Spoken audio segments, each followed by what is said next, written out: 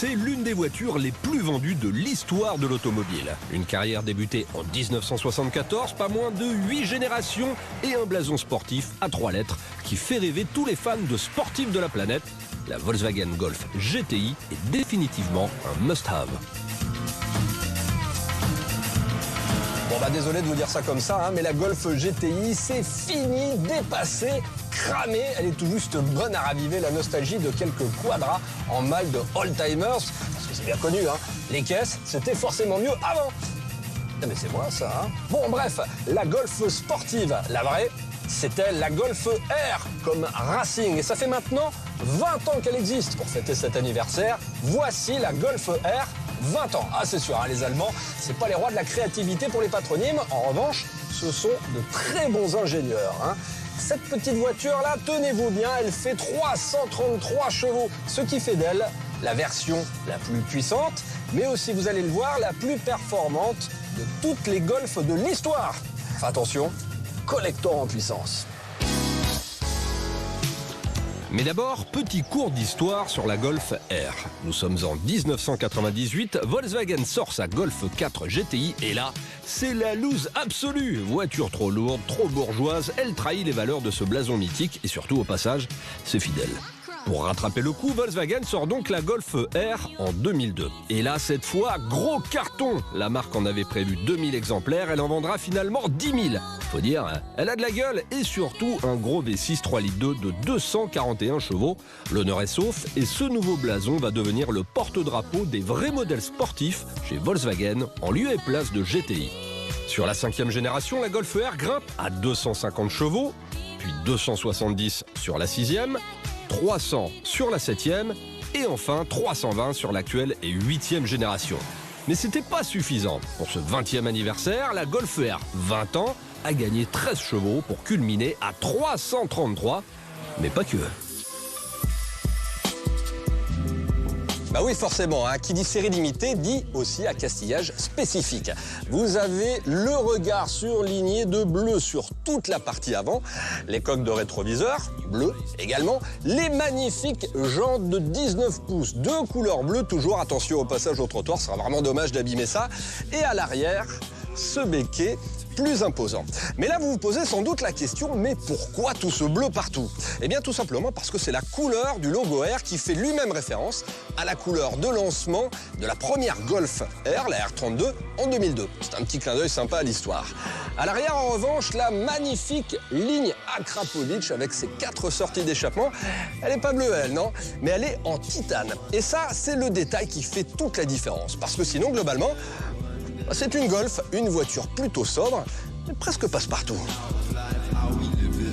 Et c'est aussi pour ça que la Golf s'est finalement vendue à plus de 34 millions d'exemplaires au cours de son histoire. Parce qu'elle n'a jamais trop versé dans l'extravagance, même sur ses versions les plus sportives, laissant plutôt ça à ses concurrentes.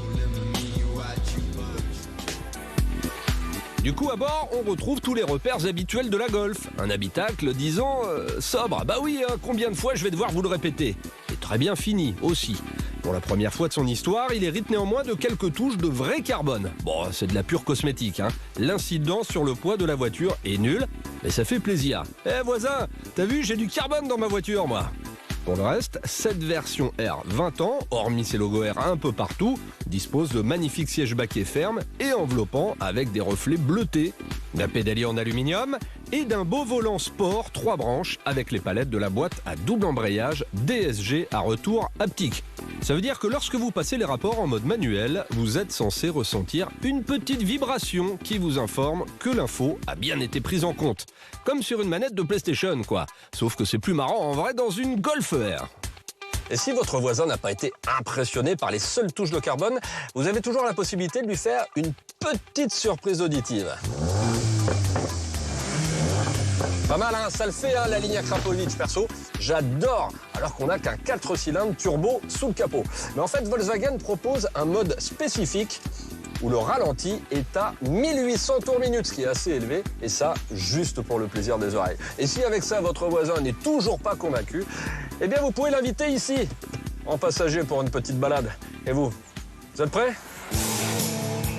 La Golf R a depuis longtemps abandonné le 6 cylindres qui a fait sa gloire à ses débuts. Aujourd'hui, elle dispose du 4 cylindres, 2 litres, TSI poussé à 333 chevaux. Une puissance impressionnante, certes, mais surtout très disponible, grâce notamment à un turbo constamment maintenu à régime, même pendant une utilisation à charge partielle, de manière à être le plus réactif possible à la moindre sollicitation de la pédale des gaz.